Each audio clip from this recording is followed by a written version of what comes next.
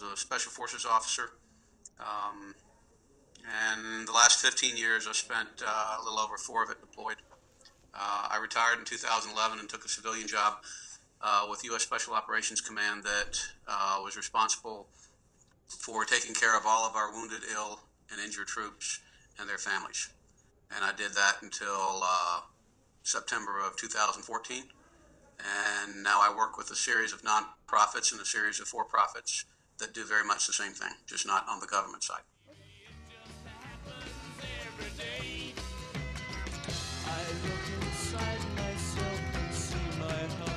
But the deployments that we've done in the last 15 years are very different.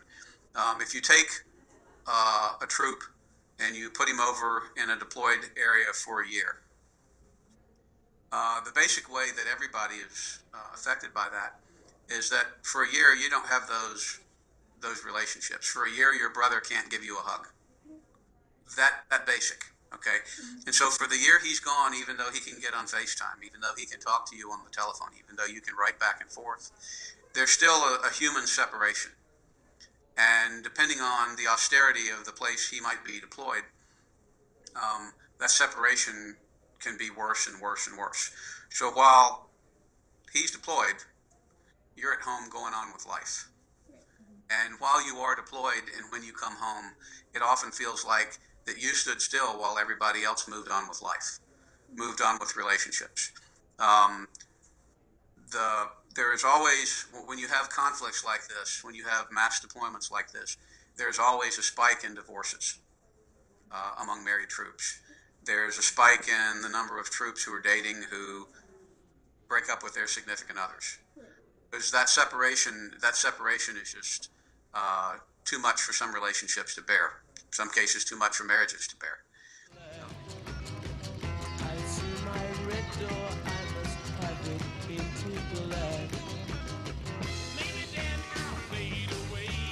While you're gone, you're missing your children's birthdays. You're missing your children's first steps. You're missing your children's significant events. You're missing the death of a parent. You might be missing the death of a child. And that affects you, not just the loss, but the fact that you weren't there for the loss. Yeah, right. There was, to relate a personal story, there was a soldier that worked for me when we deployed to Afghanistan in very early 2002.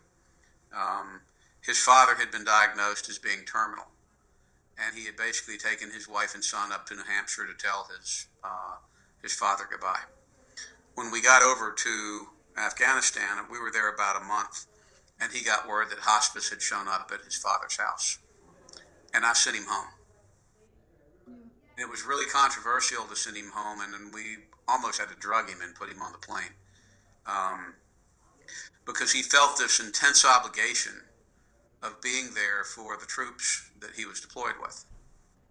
And I tried to explain to him that 5 years or 10 years later, nobody would remember whether he was there or not. Nobody would care whether he was there or not. But he would know he wasn't at home when his father died, and he could have been. Yeah.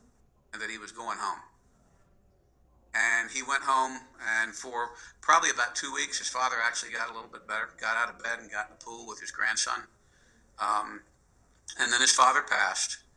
And when he did come back, it was about 3 months later, and he said it was the best thing he had ever been forced to do was to go home.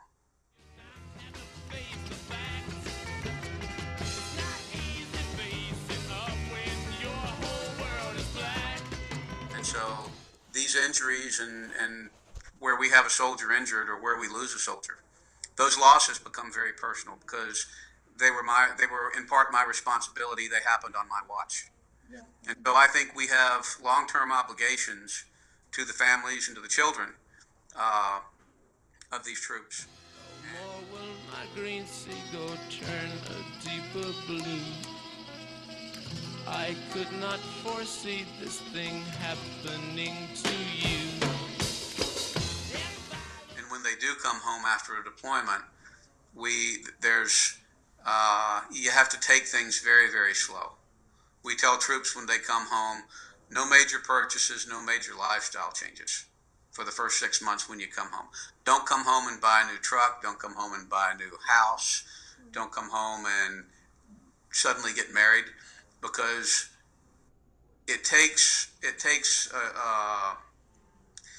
a person a while to reintegrate back into the rhythm of life and what we consider normal here, which is not what normal is anywhere else in the world.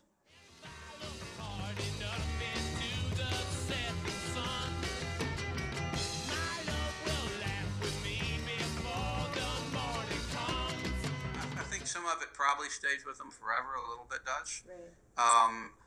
But medically, post-traumatic stress is not defined as a terminal illness. Okay, so there are things that help troops get better. And I'll give you some examples. There's a great program called Warrior Canine Connection. And we use that for troops that have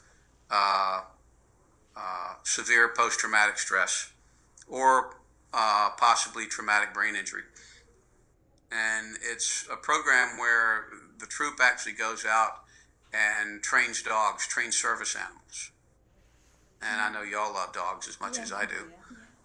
Tell Nikki I said hello. Oh, I will. But they go out, and what's unique about this particular program is that they're training a service animal not for themselves. They're training a service animal for another injured veteran.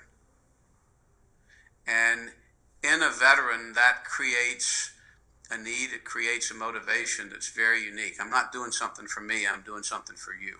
Yeah. You need this animal. And so we find that dogs are immensely helpful in helping that individual make connections, not just with the animal, but with other people again. Normal human interaction. Horses, equine therapy, absolutely amazing. How the relationship between a person who has a stress disorder and a horse can be very calming, very reassuring, and very normalizing. Yeah. So there are all these different treatments, and different treatments work for different people. But there is no set time. Right.